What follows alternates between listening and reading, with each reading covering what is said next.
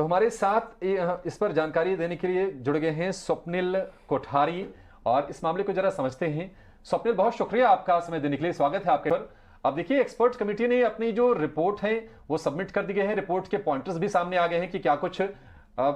मानती है कमेटी इस पूरे मामले को लेकर। स्वप्निल, आपका क्या व्यू है, अब यहां से मामला किस तरह से आगे प्रोसीड होता हुआ दिखाई देगा?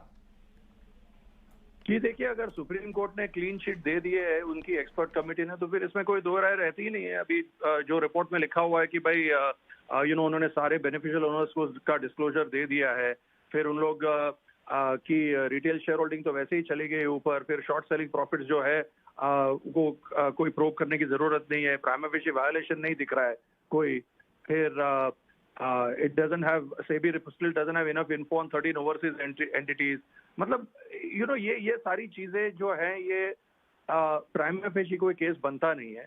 और दूसरा कि अगर और उसको खोजना है बैठ के, और अगर उसको और डिग डीप करना है, तो आप SEBI is free to do that, और उनको करना है तो कर सकते हैं, लेकिन जब तक वो नहीं करते हैं तब तक अडानी के सामने कुछ कर नहीं सकते ना आप, क्योंकि एक मनगढ़ंत बात, देखिए कानून में अगर आपके पास ठोस सबूत है तो वो बात बनती है, अगर ठोस सबूत नहीं, आप हवाई बात करते हैं,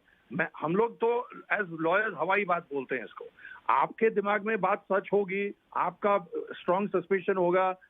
पुख्ता सबूत चाहिए, अगर वो नहीं है तो हम तो हवाई बात करके उसको उड़ा देंगे कोर्ट के सामने, और कोर्ट आपको बोले कि आपके पास पुख्ता सबूत नहीं है तो फिर आप क्यों तंग कर रहे हो, जिस दिन आएगा उस दिन लेके आओ, हम दोबारा केस रीओपन करेंगे। Nothing stops the court from reopening a case. तो ये सारा चीजें जो, और ऊपर से सुप्रीम कोर्ट की एक्सपर्ट कमेटी की रिपोर्ट है, मैं कोई अडानी का शुभचिंतक या ऐसा कुछ हूं नहीं, मैं एक निष्पक्ष रूप से आपको बता रहा हूं, क्योंकि मुझे कोई फर्क नहीं पड़ता है इससे कि भाई अगर कहीं घोटाला है तो आप जरूर उसका निरीक्षण कीजिए, उसकी इन्वेस्टिगेशन कीजिए, उस पे उसका केस दर्ज कीजिए, लेकिन अगर नहीं है तो फिर आप दुनिया चलने दीजिए जिस तरह से चलती है।